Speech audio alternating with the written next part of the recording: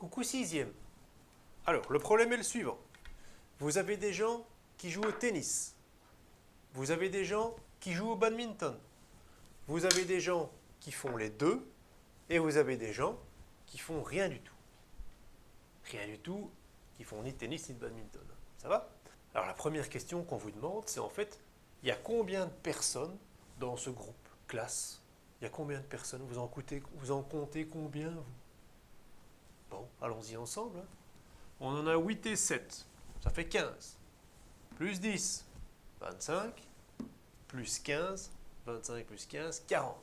Donc, on a 40 personnes dans ce groupe, classe.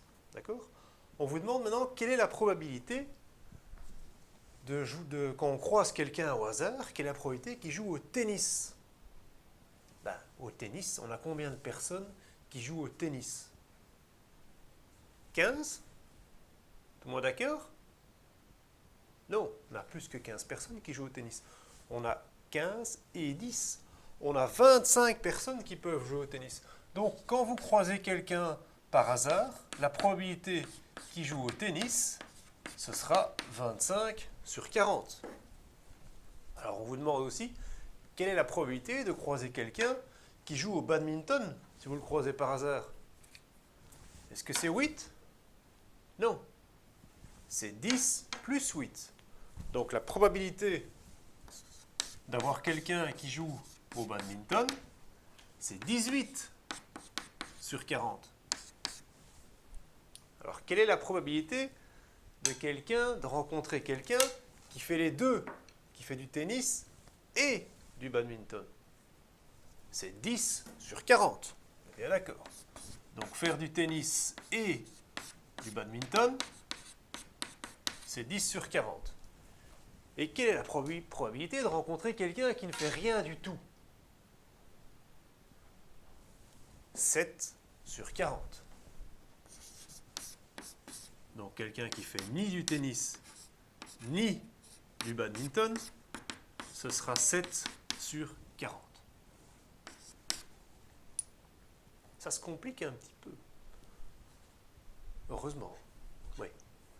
Alors, on vous demande maintenant, sachant que la personne joue au tennis, sachant qu'elle joue au tennis, quelle est la probabilité qu'elle joue aussi au badminton? Sachant que, probabilité conditionnelle, sachant qu'elle joue au tennis. Donc, sachant qu'elle joue au tennis, quelle est la probabilité qu'elle joue au badminton? Alors, dès que vous entendez sachant qu'elle joue au tennis, vous regardez uniquement les gens qui jouent au tennis. On sait déjà que notre dénominateur, c'est uniquement les gens qui jouent au tennis.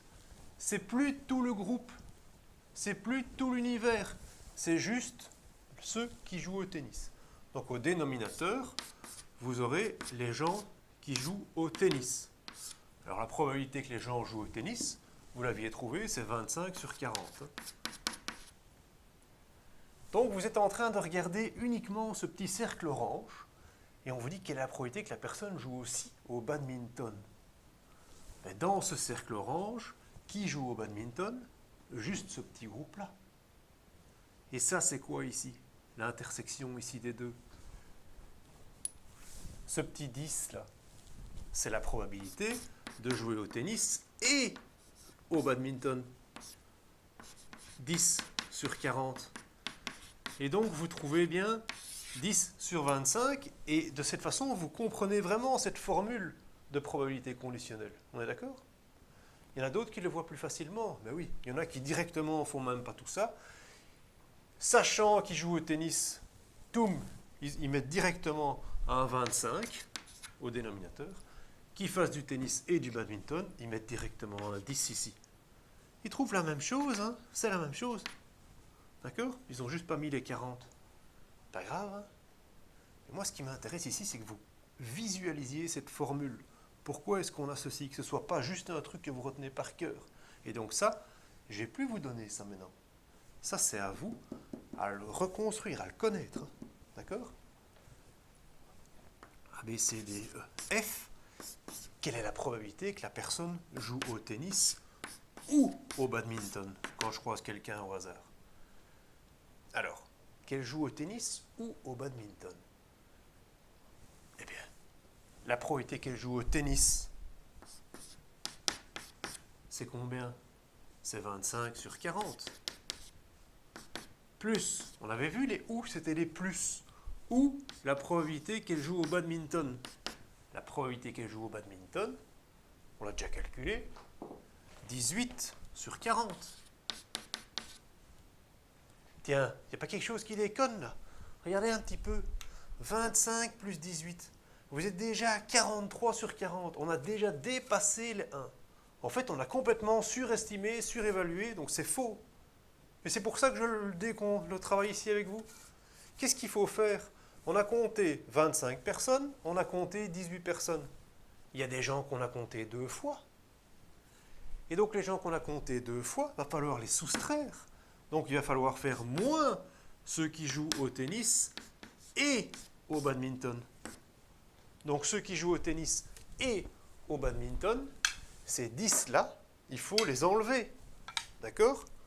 Moins 10 sur 40.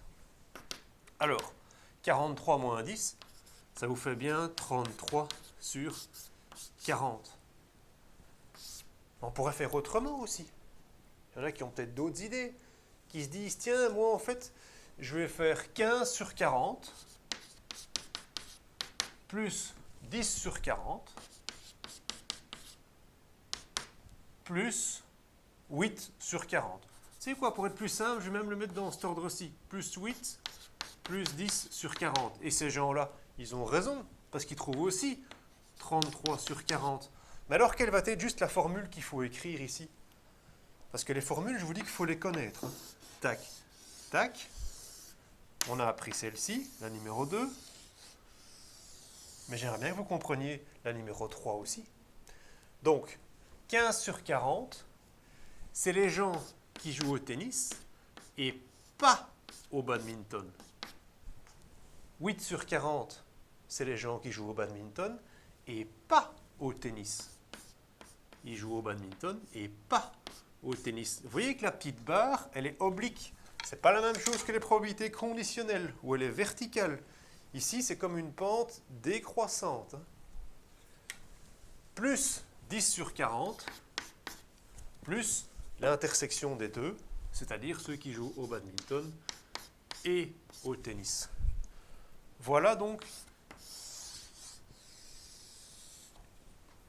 les deux manières de calculer quand on vous demande quelle est la probabilité qu'elle joue au tennis ou au badminton. Petit résumé, quelle est la probabilité que je joue au badminton sachant que je joue déjà au tennis?